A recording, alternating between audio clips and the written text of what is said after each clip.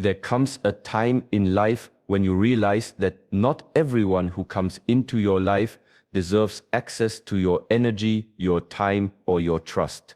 People who use you are like shadows in the sunlight. They appear close, but they only dim your brightness. They are not enemies in the traditional sense. They are opportunists who seek to take what they need without giving anything in return. And yet, for many of us, the natural instinct is to please, to give, to accommodate, even when our own energy is being drained. The first step to handling people who use you begins with awareness, recognizing the patterns, observing the intentions, and understanding the consequences of letting someone exploit your kindness. Recognition is not always easy. At first, the signs are subtle. Someone may consistently ask for favors without reciprocation, offer compliments that feel transactional, or show up only when they need something. You may feel drained after interactions, as if you gave more than you received, and this feeling lingers. The subtlety of these behaviors makes it difficult to confront immediately, because your mind tells you, maybe they are struggling, maybe I should help, maybe it's temporary. But patterns do not lie. Time reveals true intentions. When you notice that your presence is only sought for convenience, that your generosity is being taken for granted, it is a signal to take action. Awareness is the first boundary you set. You cannot protect yourself from people you do not recognize. The second component is establishing internal boundaries. Boundaries are not walls built in anger or fear, they are bridges built in wisdom. They are statements of your self-respect, demonstrating that your energy is not a commodity to be used carelessly.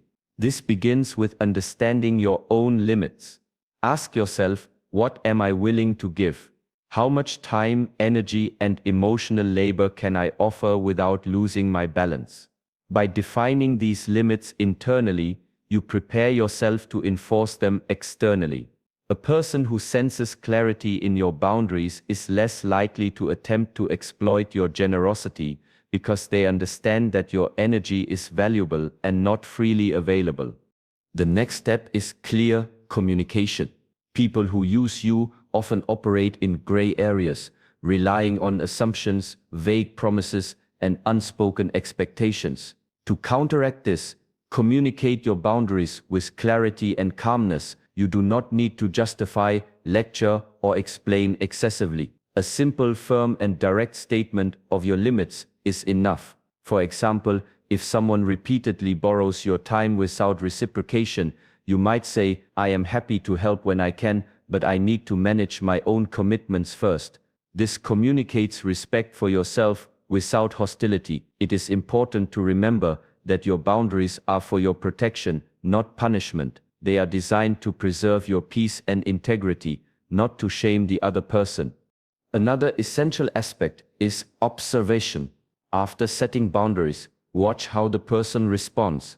Those who truly value your relationship will respect your limits. Those who seek to use you will test them, push them, or ignore them. This observation is crucial because it reveals character. In many cases, you will find that people who take advantage of others will eventually expose themselves through repeated attempts to bypass boundaries. Silence and patience are key during this phase. You do not need to respond to every challenge. Karma, in a sense, begins to act as you maintain consistency, allowing the patterns of behavior to become undeniable. Equally important is the art of selective generosity. Being kind does not mean being limitless. Many people who use others are drawn to those who do not understand the value of measured giving. When you learn to offer selectively, you protect your energy while still nurturing meaningful connections. This is a delicate balance. Help where you genuinely can, contribute where it aligns with your values, but do not give so much that you become depleted. When your generosity is intentional rather than reactive, you attract people who respect you and your energy and repel those who would exploit it. Silence, in this context, is also a tool of mastery. You do not need to expose manipulation with anger or confrontation at every turn. Often, people who use you reveal their intentions through their own actions. When you hold back your reaction, you maintain control, you observe, reflect, and allow the natural consequences of behavior to become evident. This is not passivity, it is strategic awareness. By choosing not to expend unnecessary energy on arguments or explanations, you remain grounded, focused, and aligned with your purpose. Karma, in its own timing, ensures that those who exploit others face consequences, while your integrity remains intact. It is also vital to practice emotional detachment. People who use you thrive on engagement, on emotional reactions, on a sense of control. When you respond emotionally, you feed their pattern. By cultivating detachment, you observe without being drawn in. You see clearly, act intentionally, and preserve your peace. Detachment does not mean lack of care. It means refusing to let someone else's behavior dictate your state of mind. Your energy becomes your responsibility, not theirs. The more you practice detachment, the less vulnerable you are to being manipulated or drained. Finally, know that letting go is a necessary step in handling people who use you. Not every relationship deserves preservation. Some individuals are consistent in their exploitation, and no amount of communication, boundary setting, or patience will change them. In such cases, the most powerful act is to distance yourself. Walk away with grace, maintain your dignity, and release attachment to outcomes. This is not abandonment, this is self-respect in action. By removing yourself from the energy of exploitation, you open space for healthier, mutually respectful relationships to flourish. In conclusion, handling people who use you begins with awareness, progresses through boundary setting, measured generosity, observation, detachment, and, when necessary, disengagement. These steps are not easy. They require patience, courage, and a deep understanding of your own worth.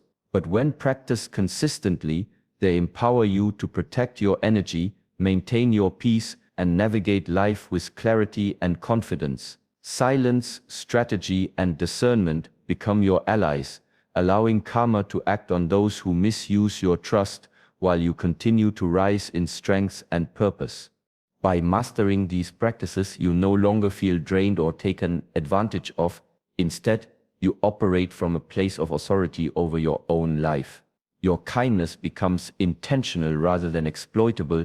Your energy becomes a treasure rather than a tool for others' convenience, and your relationships become a source of mutual respect rather than one-sided obligation.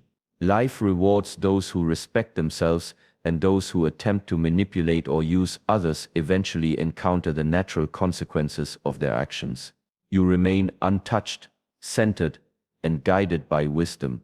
One of the most difficult lessons in life is learning to say no, not because the word itself is complex, but because our hearts are wired to seek approval, to help, to give, and to avoid conflict. Many people who use others prey on this very instinct. They push, persuade, and manipulate, knowing that your desire to be liked, to be helpful, or to avoid confrontation will compel you to comply. Saying no becomes a challenge because we are taught that it is selfish, rude, or unkind. But the reality is that saying no is not only necessary, it is a form of self-respect, protection, and strength. When you learn to say no without guilt, you establish a boundary that cannot be crossed, and you reclaim control over your energy. It begins with understanding that your time, energy, and resources are finite. Every yes you give to someone who uses you is a no to yourself, your goals, your peace, and your growth. This is why it is so critical to recognize that saying no is not rejection of the person, but a prioritization of your life. It is a conscious act of stewardship over your energy. You cannot pour from an empty cup, and anyone who seeks to use you without consideration does not deserve your depletion. Saying no becomes an act of preservation, a silent declaration that your well-being comes first. The next step is detaching guilt from refusal. Guilt is a manipulative tool, often imposed by those who expect you to comply. They may say, "I thought I could count on you," or "I would have helped you if you were in my position." These statements are designed to trigger your empathy, to make you question your decision. But when you understand the value of your own energy, guilt loses its grip. Saying no is not cruelty, it is honesty. It communicates clearly that you have limits, that your resources are finite, and that you must choose where to invest them. Those who respect you will understand, and those who seek to use you will reveal themselves through their reactions. It is also vital to practice clarity and simplicity when saying no. Many people over-explain, justify, or provide excessive reasoning, thinking it will soften the refusal. This is often counterproductive. A clear, calm, and firm no is more powerful than a long explanation. You do not owe anyone an elaborate justification for protecting your energy.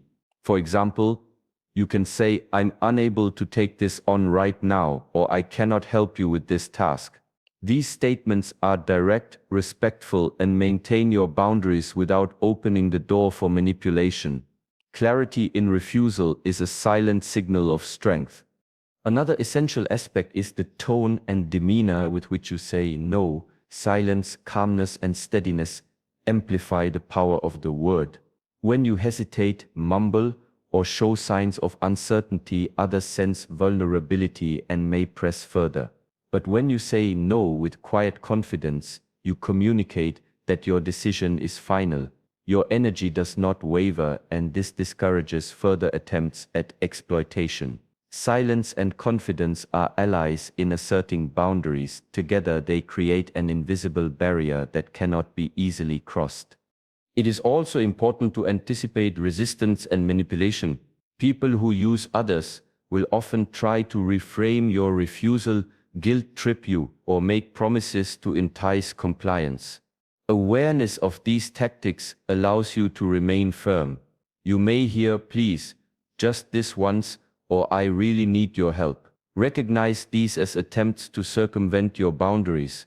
A single unwavering no is often more effective than repeated arguments.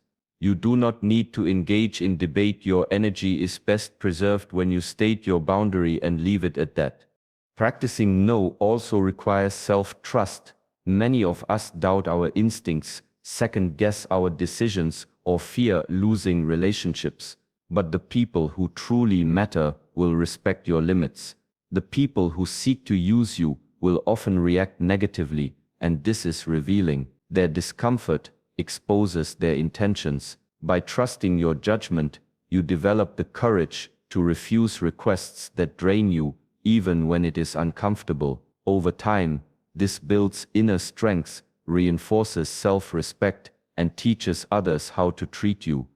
Another dimension is recognizing the difference between help that is meaningful and help that is exploited. Not every request should be rejected. There are moments when generosity aligns with your values, goals, and energy. The key is discernment. When someone approaches you, ask, "Will this contribute positively to my life or to theirs at the expense of mine?" Saying yes selectively becomes an intentional act rather than a reactionary one. Saying no becomes just as deliberate. In this way, your energy is managed consciously and exploitation becomes far less likely. Saying no also protects your mental and emotional space. When you comply with every request, especially from those who exploit you, resentment quietly grows. This resentment often manifests as subtle anger, frustration, or passive-aggressive behavior, which can harm your relationships and your own peace.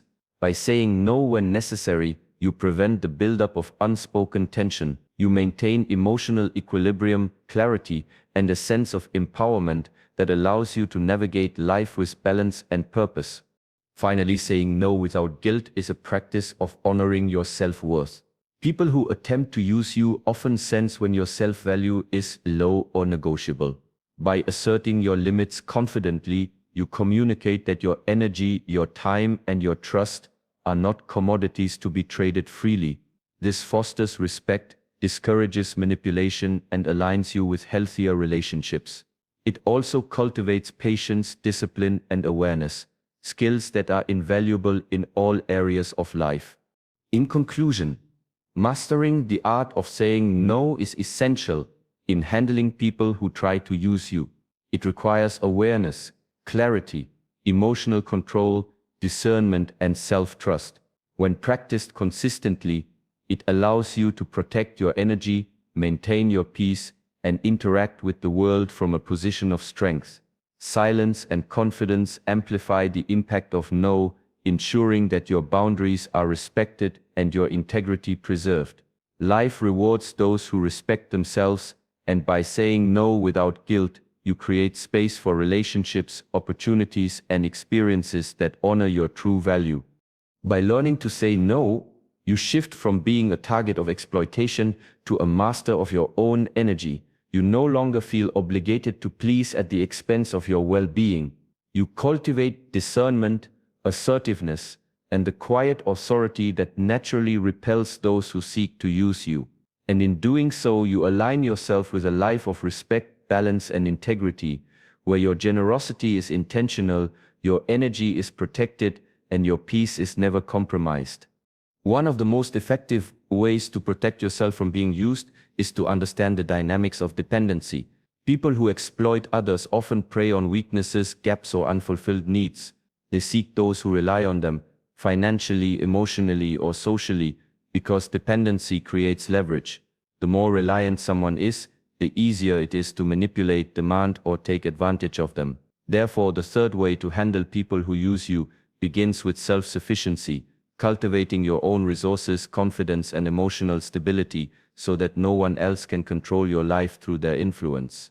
Self-sufficiency starts with understanding that your power lies within, not in the approval, validation, or support of others. When you rely too heavily on external sources for your happiness or your identity, you expose yourself to exploitation. The people who use others are adept at identifying this vulnerability. They know that if they withhold their attention, help, or approval, you will feel compelled to act in ways that serve their interests. By building self-reliance, you reclaim authority over your choices, your energy, and your emotions. You become less reactive and more deliberate. This cultivation of self-sufficiency begins with emotional independence. Those who exploit often rely on triggering guilt, obligation, or fear. They know that if they can manipulate your emotions, they can manipulate your actions. By developing emotional resilience, you create a barrier against these tactics. Emotional independence is not detachment from humanity or empathy. It is the ability to maintain equilibrium in the face of manipulation. It allows you to respond consciously rather than react impulsively, preserving your energy and integrity. Financial and practical independence also play a significant role. When you have the resources to meet your needs and pursue your goals, you are less vulnerable to coercion. People who use others often exploit financial dependence, borrowing, leveraging favors, or expecting support. By cultivating self-sufficiency in tangible areas of life, you reduce opportunities for exploitation. This independence provides freedom, the freedom to make choices aligned with your values rather than out of necessity, pressure, or obligation. Another dimension of self-sufficiency is knowledge and skills. When you possess the ability to solve problems, navigate challenges, and take care of yourself, you become less dependent on others who may seek to use you. Knowledge, expertise, and skill are forms of power. When you are capable, you no longer need to rely on someone else's assistance to achieve your goals. This creates a natural boundary. You offer help when it aligns with your values, not because you are pressured or coerced. Your competence becomes your shield against exploitation. Social independence is equally vital. Those who use others often attempt to isolate their targets, ensuring that the exploited individual feels that no one else can support them. By cultivating diverse, healthy relationships, you build a support network that does not rely solely on one person. This reduces the leverage of those who seek to exploit you. When you are connected to a balanced community, you are less susceptible to manipulation because no single person has undue influence over your life or decisions. Creating self-sufficiency also involves mental clarity and strategic thinking. People who use others thrive on confusion, emotional entanglement, and blurred boundaries. By strengthening your ability to analyze situations, anticipate motives, and assess outcomes, you protect yourself from being drawn into manipulative dynamics. Strategic thinking allows you to recognize patterns of exploitation early and take action before energy is drained or trust is misused. You begin to see clearly who adds value to your life and who merely seeks to take. Developing self-sufficiency does not mean cutting off generosity or compassion. It means offering support intentionally rather than reactively. When you act from a place of abundance and choice, rather than necessity and obligation, you empower both yourself and others. People who are accustomed to using others will often back away when they realize that you are no longer available as a source to exploit. Your independence sends a silent message. You are not a commodity. Your energy, time, and resources are not freely available. Silence, in this context, is a tool of self-mastery. You do not need to explain, justify, or confront every attempt to use you. By strengthening your independence, you naturally limit the power others have over you. Their attempts to manipulate or coerce are rendered ineffective when you are grounded, capable, and self-reliant. Karma works quietly in the background. Those who attempt to exploit will eventually face the consequences of their actions, while you continue forward unshaken, focused on growth and purpose. Another important aspect of self-sufficiency is the cultivation of confidence. When you believe in your own worth, skills, and judgment, you are less likely to tolerate exploitation. Confidence allows you to assert boundaries, refuse unreasonable demands, and make decisions without fear of reprisal or judgment. People who attempt to use others often rely on insecurity, self-doubt, or the desire for approval. Confidence undermines these tactics, creating a natural barrier against manipulation. It is also crucial to practice patience while building self-sufficiency. Independence does not happen overnight. It requires consistent effort, reflection, and incremental growth. Each small step, learning a skill, saving resources, strengthening relationships, developing emotional resilience, adds layers of protection. Over time, these steps accumulate, creating a foundation that is difficult for anyone to undermine. The more self-sufficient you become, the less space remains for those who would seek to exploit you. Finally, remember that self-sufficiency is a gift to yourself, not a tool of revenge. It is about reclaiming your energy, protecting your peace, and aligning your life with your values. It is a quiet, powerful form of empowerment that naturally repels those who would use you, while attracting relationships built on mutual respect and reciprocity. By focusing on your own growth, skills, and resilience, you transform your life into one where exploitation has no foothold, and your energy is preserved for what truly matters. In conclusion, reducing dependency and cultivating self-sufficiency is a critical step in handling people who use you. Emotional independence, financial stability, practical skills, strategic thinking, social networks, and confidence all work together to protect your energy. Silence, patience, and discernment amplify the power of self-sufficiency, ensuring that you remain grounded, resilient, and aligned with your purpose. When you become self-reliant, you no longer exist as a target for exploitation. Instead, you operate from a position of strength, attracting relationships and opportunities that honor your worth, and letting karma naturally address those who attempt to take advantage of you. One of the most powerful tools in handling people who use you is the ability to observe without reacting. It may seem simple, but it is one of the hardest skills to master, because human nature instinctively wants to respond, to defend, to explain, or to correct. When someone tries to use you, your first impulse may be to prove yourself, to reason with them, or to assert your boundaries loudly. But in reality, these reactions often feed the cycle of exploitation. They give the manipulator energy, they create drama, and they draw you away from your own peace. The fourth way to handle such people is to step back, watch carefully, and allow their own behavior to reveal their intentions. Observation requires mindfulness. It demands that you pay attention not just to words but to actions, tone, and patterns over time. People who use others often reveal their motives through subtle behaviors, the frequency of their requests, the timing of their demands, the way they respond when you assert limits. By observing carefully, you gather evidence of intent without getting drawn into conflict. Silence becomes your ally. Each moment of quiet observation strengthens your discernment, allowing you to understand who respects your boundaries and who seeks to exploit them. It is important to recognize that action often speaks louder than words. People who use others may promise, explain, or manipulate verbally, but their deeds reveal the truth. They may say they care, they may claim to value you, but consistent patterns of taking without giving demonstrate their real character. When you practice observation over immediate reaction, you protect yourself from being misled by words alone. You see clearly that manipulation is often hidden in charm, flattery, or urgency, and that the real measure of a person is how their behavior aligns with their promises. Observation also creates a buffer for emotional control. When someone uses you, it is easy to feel offended, frustrated, or angry. These emotions can cloud judgment, provoke rash responses, and drain energy. By stepping back and observing, you maintain emotional equilibrium. You allow yourself time to respond thoughtfully rather than react impulsively.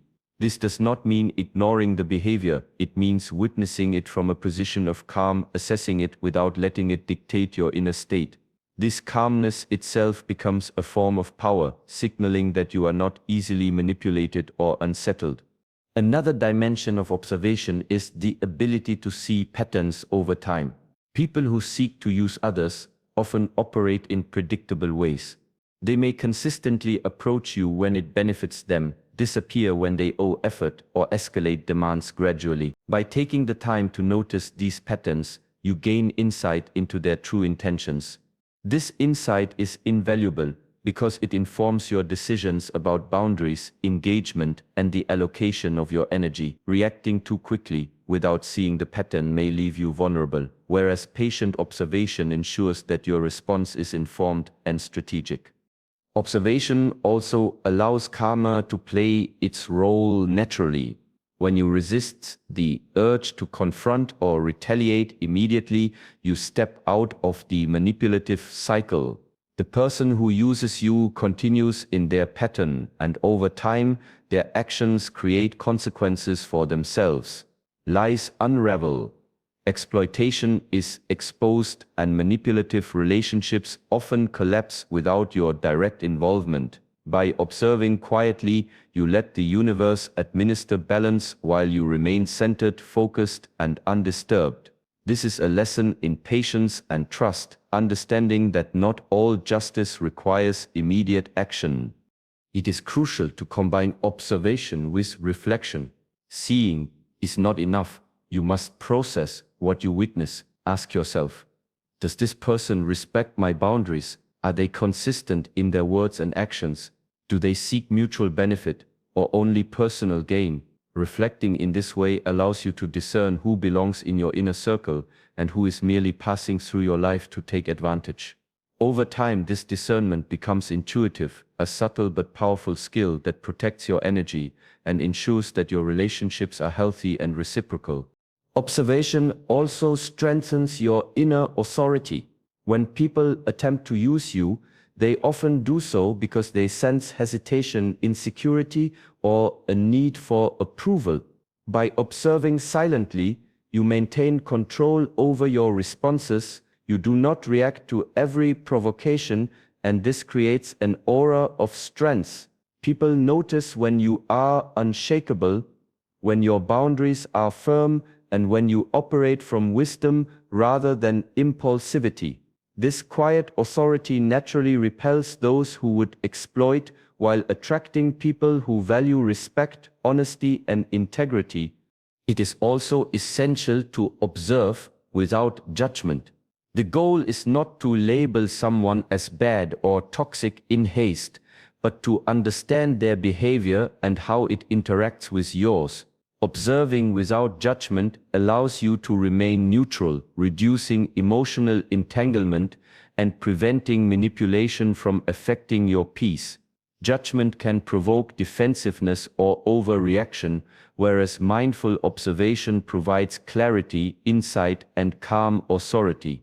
Observation empowers strategic action. Once you understand the intentions and patterns of someone who uses you, you can respond appropriately. This may involve setting firmer boundaries, limiting engagement, or gradually disengaging entirely. The response is not reactive. It is deliberate, informed by what you have witnessed over time. You act from a position of clarity and strength, rather than anger or confusion. Your decisions are guided by wisdom, and your energy is preserved. Finally, observing behavior without immediate reaction fosters patience and resilience. Life often teaches us that people reveal their true colors over time by resisting the urge to respond impulsively. You allow situations to unfold naturally. You conserve your energy, protect your dignity, and allow truth to emerge through consistent patterns. This patience transforms you into a person of discernment, strength, and quiet authority, someone who is not easily used, manipulated, or exploited. In conclusion, observation without immediate reaction is a critical skill in handling people who use you. It combines mindfulness, patience, emotional control, and discernment to protect your energy and preserve your peace. By watching actions rather than reacting to words, you gain clarity, reveal intentions, and allow karma to address exploitation naturally. Silence becomes a tool of strength, reflection sharpens your judgment, and your inner authority is reinforced. Those who seek to use you are quietly exposed, while you move forward with calm confidence and purpose. By mastering observation, you no longer act as a pawn in someone else's agenda. Instead, you operate from a position of strength, guided by insight and patience. Your energy is preserved, your boundaries are respected, and your life aligns with your values. In this way, observation is not passive. It is the most powerful form of protection, the quietest form of authority, and a demonstration of mastery over both self and circumstance. Sometimes, the most powerful way to handle people who use you is to walk away. There comes a moment in life when all the awareness, all the boundaries, all the patience, and all the careful observation are not enough to protect your energy. Some people are consistent in their attempts to exploit, manipulate, or take advantage, no matter how wisely or firmly you act. And in these situations, the greatest strength is not confrontation, it is letting go gracefully and removing yourself from the toxicity. Walking away is not a failure, it is an act of self-respect, courage, and clarity. Letting go begins with understanding that you are not responsible for the choices or behaviors of others. People who use you act according to their character, desires, and motivations, which often lie outside your control. No amount of reasoning, explanation, or compromise will change them if they are committed to exploiting others. Accepting this reality allows you to release the need to correct, punish, or fix them. Walking away is not about abandoning compassion, it is about prioritizing your energy and peace over the need to teach a lesson or prove a point. The act of removal is both physical and emotional. It may involve reducing contact, saying goodbye to habitual interactions, or setting distance in relationships. Emotional removal is equally vital.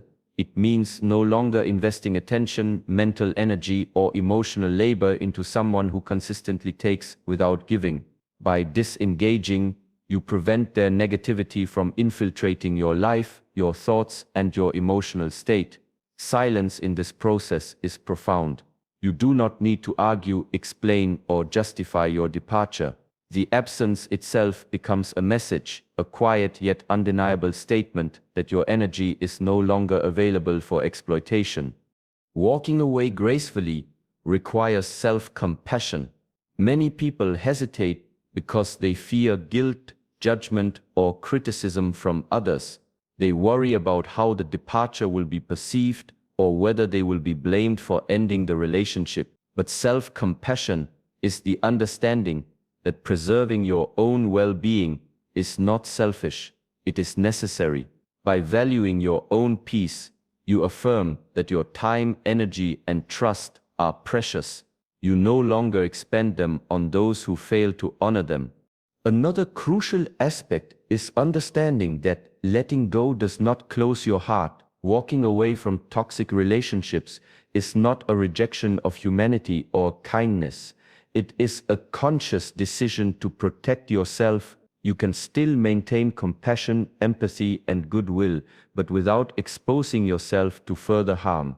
This balance is delicate but vital. You do not respond to manipulation, guilt trips, or pressure because your priority is your life, your growth, and your emotional stability.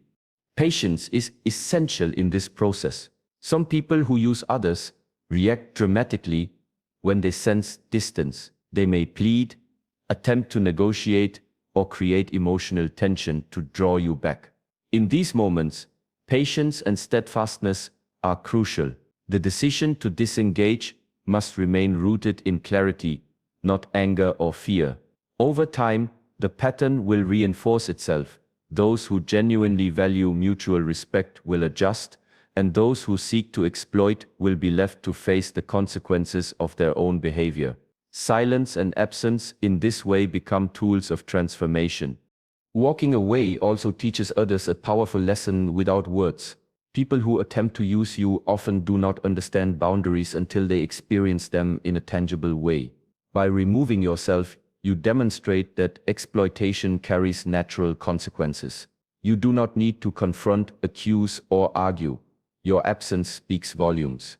Karma acts quietly in this space, as those who seek to exploit must face the reality of their actions. Meanwhile, you maintain integrity, dignity, and focus on what truly matters in your life.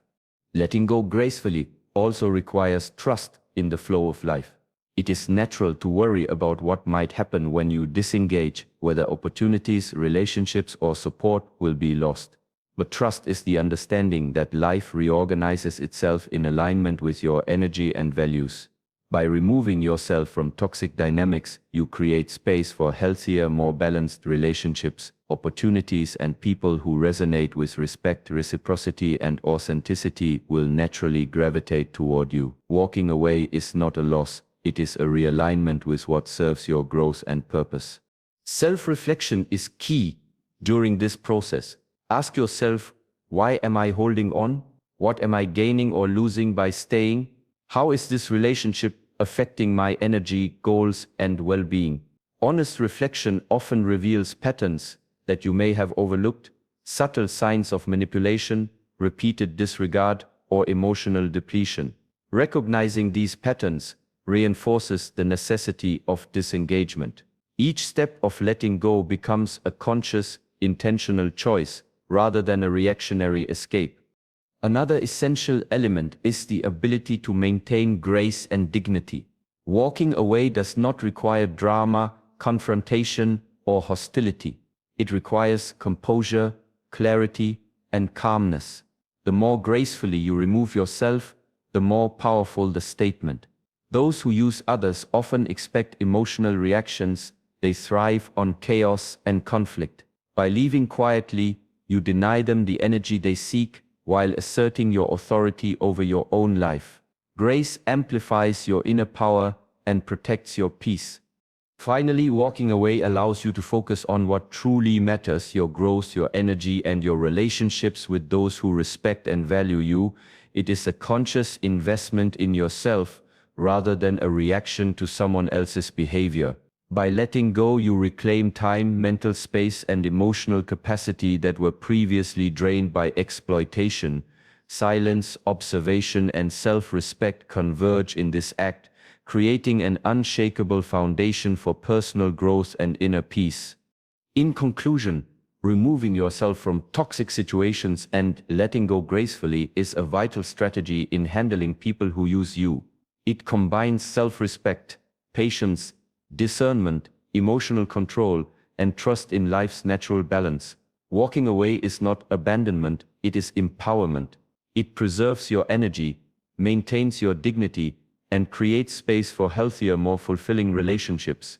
Silence becomes your ally, grace becomes your shield, and your focus shifts from reacting to cultivating a life aligned with your values. By mastering the art of disengagement, you no longer allow others' exploitation to dictate your emotional or mental state. You operate from strength, clarity, and integrity. You preserve your peace and energy, and you align yourself with opportunities and people that honor your worth. Karma, in its natural way, addresses those who attempt to use you while you continue forward, grounded, focused, and empowered. Walking away gracefully is not a loss. It is the ultimate act of mastery, self-respect, and freedom.